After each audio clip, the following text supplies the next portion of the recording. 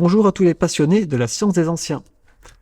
Récemment, une information a été libérée par Patrice Pouillard, donc c'est une chose qu'il avait dans ses cartons depuis un petit moment. Et nous en avions parlé le 25 février dernier, dans le cadre d'un événement qu'on a organisé à Issoire dans le cadre de l'association Artefact.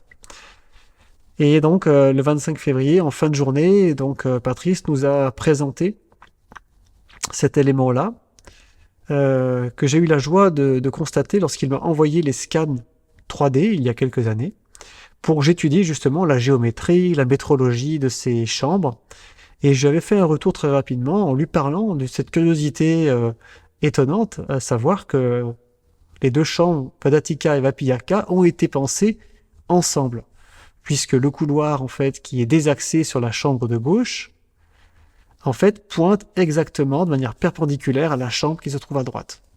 Donc ça, c'est vraiment quelque chose d'étonnant, qui montre qu'on a un projet, une conception, dès le départ, de faire ces chambres avec cette géométrie particulière et cette orientation particulière, car en plus de cela, ce qu'il faut dire, c'est que la chambre à droite est orientée nord-sud, est-ouest.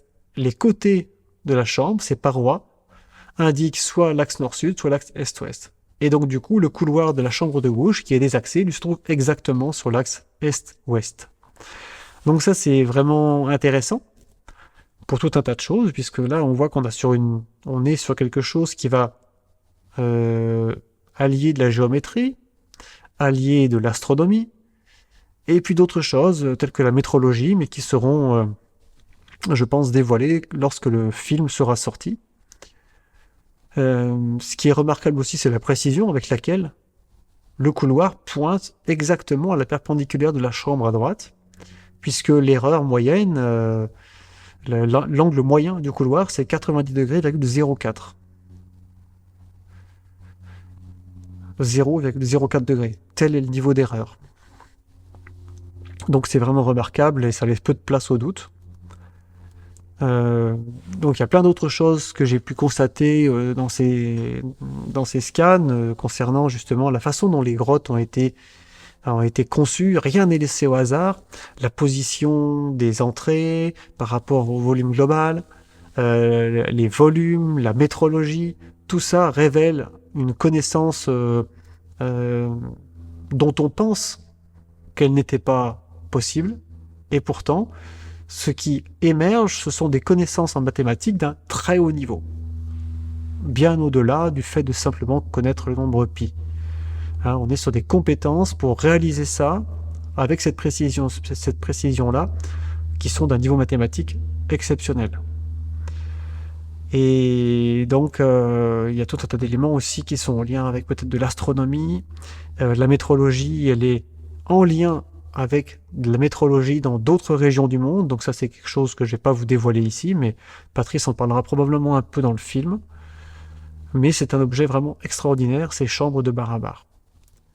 Et donc, je vous laisserai découvrir ce que j'en ai dit à Patrice lorsqu'il aura fini son film. Il sortira sûrement des bonus avec des interviews des différents intervenants, les tailleurs de pierre, les topographes, des archéologues qui ont travaillé sur le sujet. Et je suis heureux d'avoir pu y participer et d'apporter un petit peu de réflexion à ce sujet. Voilà, je vous souhaite à tous une bonne journée et puis à bientôt pour voir le film, peut-être ici à La Grange, dans le cadre de l'association Artefact, d'ici quelques temps, quand le film sera sorti.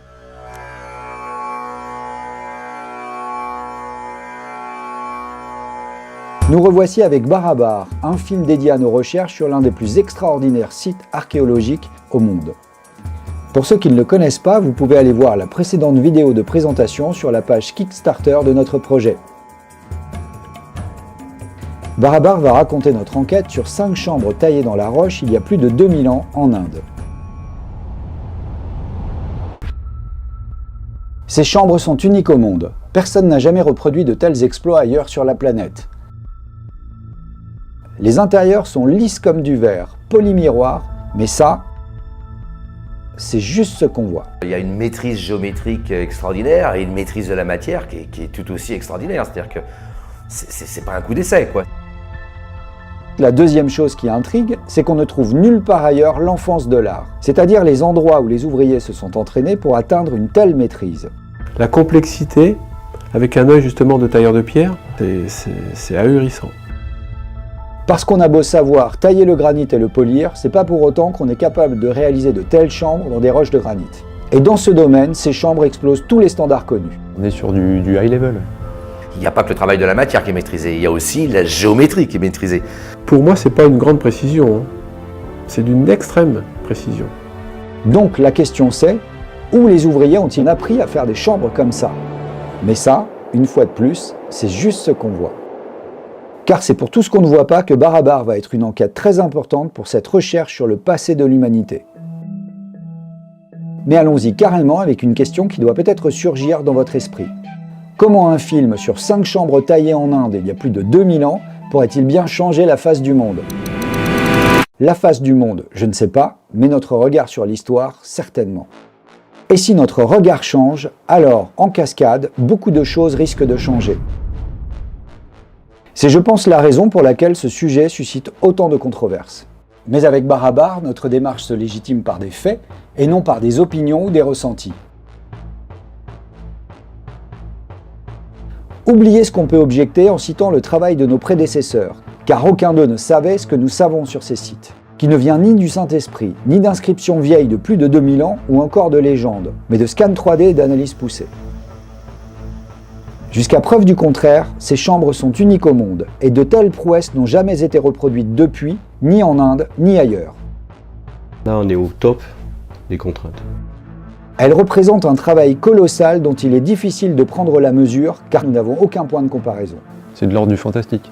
Autant au niveau de la géométrie que de la finition et du travail accompli. L'exigence finale, c'est infernal. Elles ont l'air simples en apparence, mais vous découvrirez à quel point elles sont complexes, autant dans leur conception que dans leur réalisation. La pensée pour arriver, pour faire ce cheminement du début jusqu'à la fin est aussi est stupéfiante. Ouais. Là, les formes sont hyper complexes en fait à sortir. C'est fait dans du granit. C'est quand même un des matériaux les plus durs. Pour moi, c'est extrêmement compliqué. Et enfin, le bon sens nous amène à cette question. A-t-on besoin de chambres symétriques aussi précises dans leurs dimensions, lisses et brillantes comme du verre, pour seulement s'abriter du mauvais temps? Nous sommes les seuls à avoir passé leurs parois au rugosimètre et à avoir scanné ces chambres. On va faire une mesure sur un marbre, donc fabriqué par un procédé industriel, donc qui va être rectifié, et donc c'est du granit. On va lancer notre mesure tout simplement. On peut en même temps voir la valeur de RZ de 9,492. Ces marbres sont faits par des machines en fait, hein. Et on s'aperçoit que sur des grottes en verticale, faites à la main, avec des valeurs, on va dire, de RZ 9 fois moins imposantes, c'est plutôt incroyable quand même. C'est le premier site archéologique que nous avons pu investiguer aussi profondément. Voilà maintenant 6 ans que nous travaillons sur ces chambres, 6 ans que nous remuons ciel et terre en frappant à toutes les portes, et notre persévérance a fini par payer. Nous avons recueilli suffisamment d'informations pour savoir qu'elles ont été réalisées en respectant des cahiers des charges si précis qu'on ne les rencontre de nos jours que pour des applications militaires, scientifiques ou industrielles. Nos recherches nous ont permis d'entrevoir le réel niveau scientifique et technique de ceux qui ont réalisé ces chambres, et c'est clairement lui qui va challenger notre histoire. Maintenant reste une autre question importante. À quoi pouvaient-elles bien servir? Si nous ignorons toujours leur véritable fonction au moment où je vous parle, nous avons des pistes sérieuses et c'est pour les explorer que nous avons besoin de vous. Vous trouverez le détail de tout ce qu'il nous reste à faire dans la partie « À quoi va servir le financement » de la page Kickstarter de description de ce projet. Et si on ne résout pas maintenant l'énigme, alors comme l'a fait le physicien Derek de Sola-Price avec le mécanisme d'Anticythère, nous livrerons suffisamment d'informations pour que tous ceux qui voient le film et consultent ensuite nos données et nos rapports prennent conscience de l'énorme pavé dans la mare de l'histoire que sont ces chambres. Ça a été fait comme ça, par des hommes, parce qu'il fallait s'abriter, parce qu'il fallait abriter la nourriture, tout ça. Non, on ne fait pas ça dans le granit, dans du rocher. Et pourquoi à cet endroit-là? Si comme nous vous pensez que ces extraordinaires chambres ont été conçues et réalisées pour une autre raison que simplement s'abriter du mauvais temps, alors merci de nous aider en participant.